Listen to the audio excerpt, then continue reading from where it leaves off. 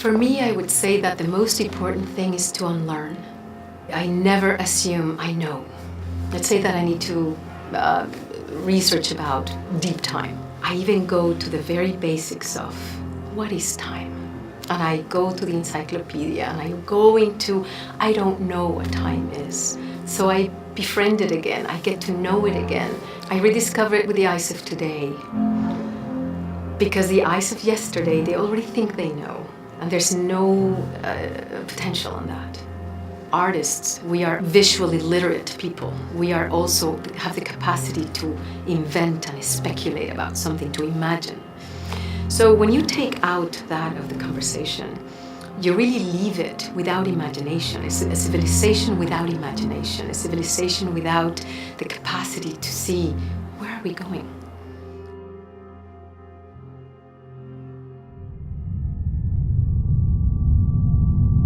Through the design of nature, we can actually understand much more, where things are going, what we are made out of. It is truly like looking at this internal force that we have that is able to propel us, and especially in the idea of the edges of our conceptual powers.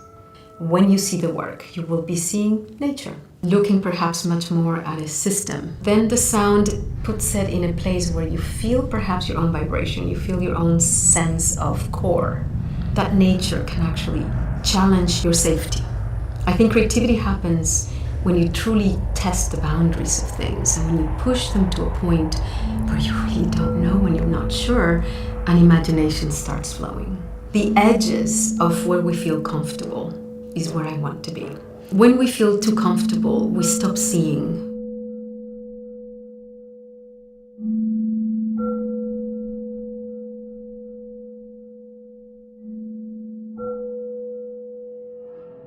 I put myself in these extreme situations, going to the Arctic in a sailboat at minus 25 degrees where nothing out there wants you to live. It's a way of my being able to get jolted into really see precisely. I realize that sometimes I might not come back. When I am in those edges, I don't take anything for granted.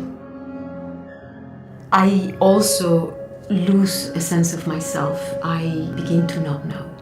And it's only when I'm in that edge of not knowing when I can be creative.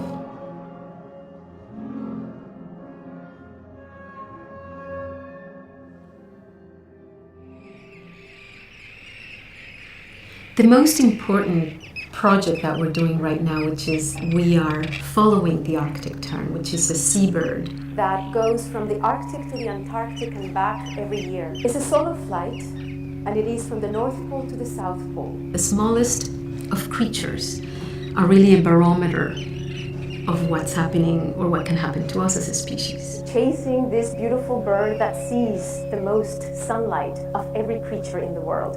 Just for that reason, it is worth chasing that beautiful bird. In order for us to understand truly our place in the world, we need to connect the social issues of migration. And I do think that the migration pattern for me is becoming a metaphor of how I like existing in the world. It connects all my expertise as a photographer, as a filmmaker, as a designer, as a bookmaker, but also charting, cartography. All my might as a graphic designer needs to come forward. And I think it's because all of those are different aspects of my migratory pattern.